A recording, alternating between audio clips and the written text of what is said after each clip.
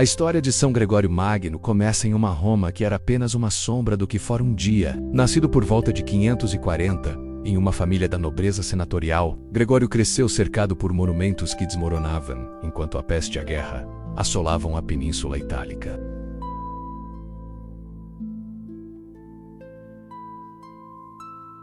O prestígio humano e o poder político não conseguiam silenciar a voz de Jesus Cristo que o chamava para uma entrega total. Ele percebeu que a glória de Roma era passageira, mas o reino de Jesus permaneceria para sempre. Movido por uma sede de eternidade, Gregório tomou a decisão que chocaria a aristocracia. Ele renunciou ao seu cargo, distribuiu sua imensa riqueza aos pobres e transformou sua própria mansão no Monte Célio em um mosteiro dedicado a Santo André. A transição da magistratura para a vida monástica foi para Gregório um mergulho profundo no amor de Jesus. Ele trocou os trajes de seda pelo hábito de lã, buscando desaparecer no silêncio e na oração. Para Gregório, ser um simples monge era a maior honra que poderia alcançar, pois ali ele podia conversar face a face com Jesus através das Escrituras. Ele via no mosteiro o porto da alma, onde as tempestades do mundo eram substituídas pela paz de Jesus Cristo. Gregório dedicou-se à leitura dos padres da igreja e à contemplação, querendo apenas ser um servo oculto do Senhor. A luz de Jesus que ele tentava esconder brilhava com tanta intensidade em sua sabedoria e humildade que a igreja não pôde deixá-lo no anonimato por muito tempo. Ele aprendeu que, para Jesus, a verdadeira grandeza não está em governar homens, mas em servir com o coração de uma criança. Mesmo contra sua vontade, Gregório foi retirado do mosteiro pelo Papa Pelágio II, para servir como núncio em Constantinopla. Lá, no coração do Império Bizantino, ele manteve sua vida monástica, provando que o nome de Jesus pode ser a âncora de um homem mesmo nos palácios mais luxuosos. Gregório não se deixou seduzir pela política imperial. Seu foco permanecia na defesa da fé e na busca constante pela face de Jesus. Quando regressou a Roma, a cidade enfrentava uma das suas piores crises. Uma inundação devastadora seguida por uma peste impiedosa que ceifou a vida do próprio Papa. O povo, em meio ao desespero, olhou para Gregório e viu nele a única liderança capaz de restaurar a esperança no nome de Jesus. Gregório tentou fugir, pedindo a Jesus que o livrasse do fardo do papado, mas o clamor da igreja era o próprio chamado do Senhor. No ano de 590, Gregório foi eleito Papa, tornando-se o primeiro monge a ocupar a cátedra de Pedro. Ele assumiu o ministério não como um monarca, mas com o título que ele mesmo criou e que define sua espiritualidade: Service Servorum Dei, o servo dos servos de Deus. Para Gregório, o papado era serviço de dor exercido por amor a Jesus. Ele via-se como o zelador de uma casa em ruínas, mas acreditava que, com a força de Jesus, a igreja poderia se tornar o refúgio para toda a humanidade ferida. Gregório não buscou restaurar o Império Romano, mas buscou estabelecer o Império de Jesus Cristo através da caridade organizada, da pregação fervorosa e da reforma litúrgica. Ele era o cônsul de Deus que, em vez de legiões, comandava exércitos de amor. Este primeiro bloco da vida de Gregório nos mostra que o chamado de Jesus muitas vezes nos leva por caminhos que não escolheríamos. Gregório queria o silêncio da cela, mas Jesus o colocou no trono de Pedro para que ele fosse a voz da verdade para o mundo. Ele ensina-nos que a nossa competência humana só atinge sua plenitude quando é batizada na humildade de Jesus.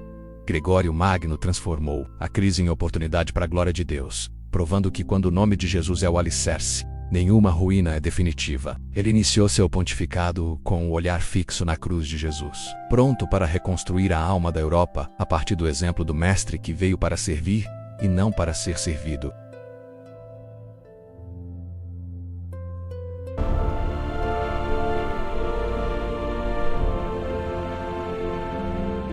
Quando Gregório assumiu o papado, Roma parecia um imenso necrotério ao ar livre. A peste bubônica devastava a cidade, e o medo paralisava os sobreviventes. Gregório, imbuído da coragem que vem de Jesus Cristo, não se refugiou atrás de muros seguros. Ele foi para as ruas. Sua primeira grande ação foi organizar uma procissão penitencial de 7 coros por toda a cidade, clamando pela misericórdia de Jesus. Ele ensinava que a doença do corpo era um reflexo da necessidade de cura da alma e que a oração era a arma mais potente contra o mal. Enquanto o povo caminhava entre as ruínas, cantando Kyrie eleison, a presença de Jesus começava a ser sentida como um bálsamo sobre a dor. Gregório não falava como um mestre distante, mas como um pai que sofria junto com seus filhos, apontando sempre para a cruz de Jesus como a única âncora de salvação. O momento mais emblemático desse período ocorreu enquanto a procissão cruzava a ponte sobre o rio Tibre, em direção à Basílica de São Pedro.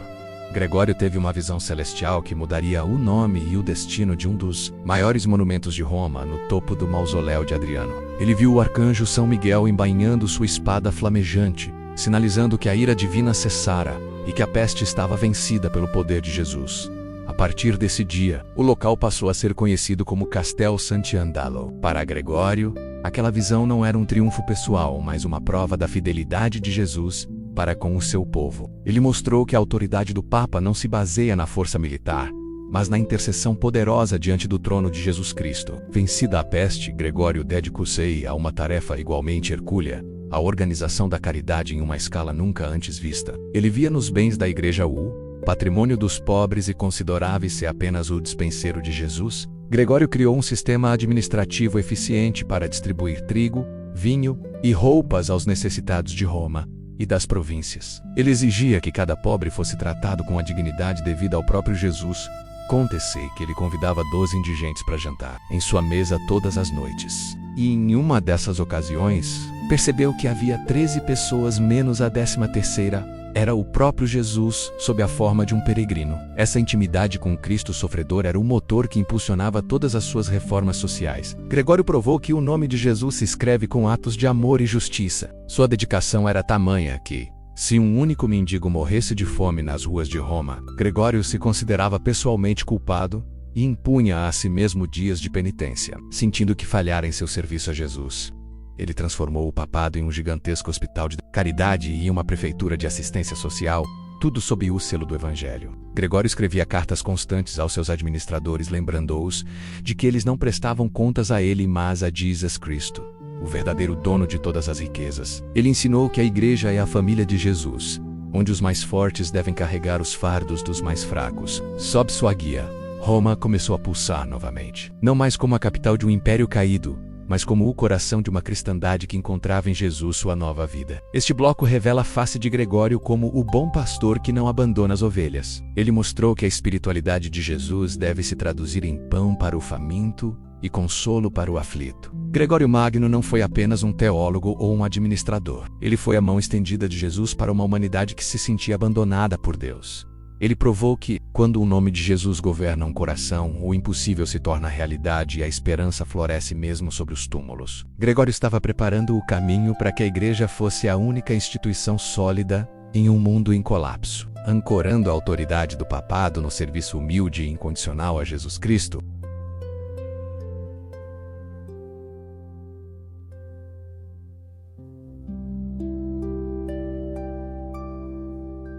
Para São Gregório Magno, a liturgia não era um mero conjunto de ritos externos, mas a porta de entrada para o mistério vivo de Jesus. Ele compreendia que, quando a Igreja se reúne para rezar, ela une a sua voz à dos anjos que adoram a Jesus Cristo eternamente. Movido por esse desejo de perfeição, Gregório dedicou-se a uma reforma profunda da liturgia romana, compilando e organizando as orações e cânticos no que viria a ser conhecido como o antifonário. Ele queria garantir que cada palavra pronunciada no altar fosse digna da majestade de Jesus. Gregório via na ordem litúrgica uma forma de educar o povo na fé, transformando a missa num encontro real e sensível com a presença de Jesus, onde o tempo humano se dissolve na eternidade de Deus. Ele ensinava que a beleza do culto é um dom que oferecemos a Jesus em gratidão pelo seu sacrifício redentor. A maior herança deste período foi a sistematização do que hoje chamamos de canto gregoriano. Gregório acreditava que a música não deveria ser uma distração, mas um veículo que eleva a alma diretamente ao coração de Jesus. Ele promoveu um estilo de canto monofônico despoiado e solene, que parece flutuar acima das preocupações terrestres, focado unicamente na palavra de Jesus. Diz a tradição que o próprio Espírito Santo, na forma de uma pomba, pousava no ombro de Gregório e soprava as melodias divinas no seu ouvido, enquanto ele as ditava aos seus escribas. Para Gregório, essas melodias não eram invenções humanas, mas ecos da harmonia celestial que ressoa diante do trono de Jesus Cristo. Ele fundou a Schola Cantorum em Roma, garantindo que o nome de Jesus fosse cantado com a maior pureza e devoção por todas as gerações futuras. A reforma de Gregório também trouxe uma nova clareza à pregação. Ele era um mestre da palavra e insistia que o bispo e o sacerdote deveriam ser espelhos de Jesus para o povo. Gregório escreveu a sua famosa obra Regra Pastoral, onde ensinava que o pregador deve adaptar a mensagem de Jesus a cada ouvinte, tratando as almas com a mesma paciência e amor com que Jesus tratou os seus discípulos.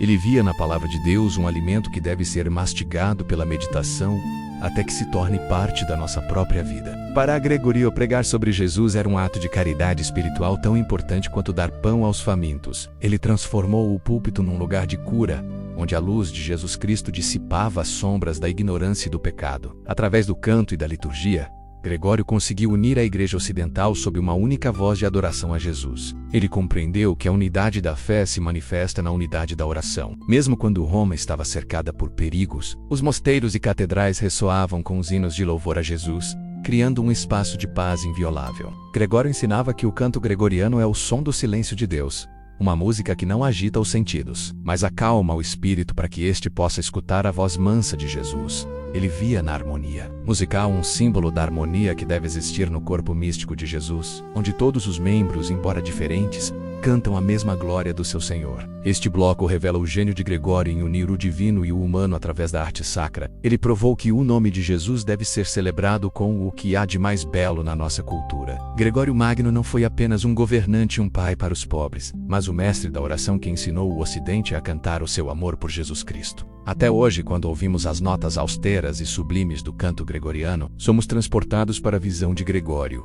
Um mundo onde cada respiração e cada nota musical são dedicadas a exaltar a soberania. E a doçura de Jesus ele deu à Igreja uma voz eterna para que, através dos séculos, o nome de Jesus continuasse a ser a música que consola e salva a humanidade.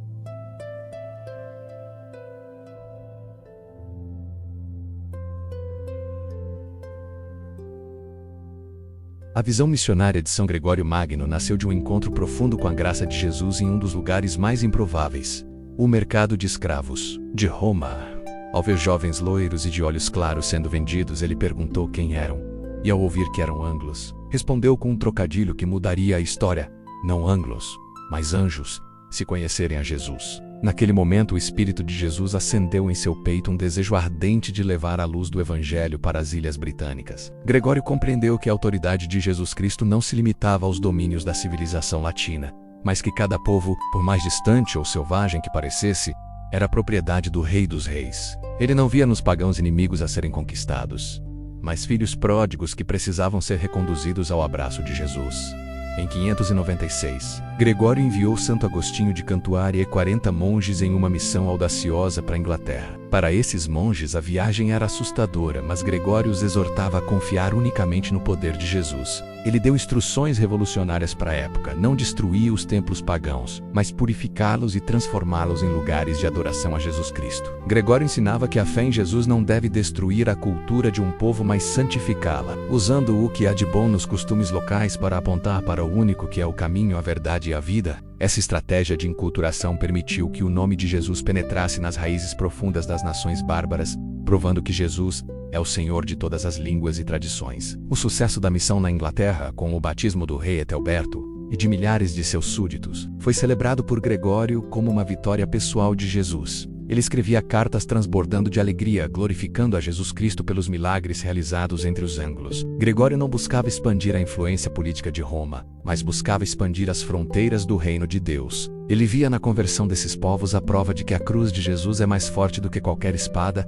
e que o Evangelho tem o poder de unir a humanidade sob um único pastor. Gregório tornou-se o grande arquiteto da Europa cristã, enviando o nome de Jesus como o cimento que uniria os novos povos que surgiam das cinzas do Império. Além da Inglaterra, Gregório trabalhou incansavelmente pela conversão dos visigodos na Espanha e dos lombardos na Itália, sempre usando a mansidão e a verdade de Jesus como suas principais ferramentas. Elege-a como o pai das nações, mediando conflitos e buscando a paz em nome de Jesus. Gregório acreditava que o mundo estava no seu outono e que a volta de Jesus Cristo estava próxima, o que lhe dava uma urgência santa para anunciar a salvação a todos. Ele transformou a Igreja em uma força missionária global, ensinando que a missão não é uma tarefa opcional, mas o batimento cardíaco da vida em Jesus. Sob sua liderança, o Evangelho atravessou florestas e mares, levando a esperança de Jesus, onde antes só havia as trevas da idolatria. Este bloco revela o papel de Gregório como o visionário que viu em Jesus o Salvador de toda a humanidade.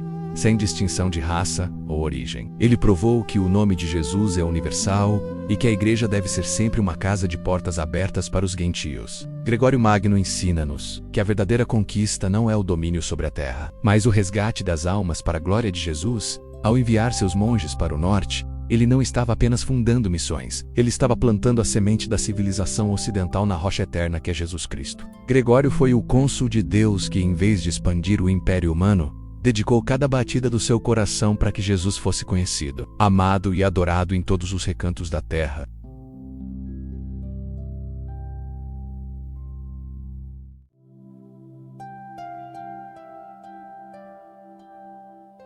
Os anos finais de São Gregório Magno foram marcados por um sofrimento físico intenso, mas por uma clareza espiritual que só o Espírito de Jesus pode conceder. Acometido pela gota e por dores constantes que o mantinham muitas vezes acamado, Gregório nunca permitiu que a fraqueza do corpo silenciasse o seu serviço a Jesus Cristo. Foi nesse período de fragilidade que ele produziu algumas das suas obras mais profundas, como os Moralim Job, onde via no sofrimento do patriarca João o espelho da paixão de Jesus. Ele ensinava que a dor, quando unida à cruz de Jesus, torna-se um caminho de purificação e uma fonte de sabedoria. Para Gregório, a vida cristã era uma tensão constante entre o desejo do céu e o dever na terra, uma contemplação em ação que tinha Jesus como o seu único centro e inspiração. Mesmo sob o peso do governo da igreja, Gregório dedicou-se a escrever os diálogos, contando a vida dos santos, especialmente a de São Bento, para mostrar ao povo que a santidade em Jesus era possível mesmo em tempos de trevas. Ele queria provar que o nome de Jesus continuava a operar milagres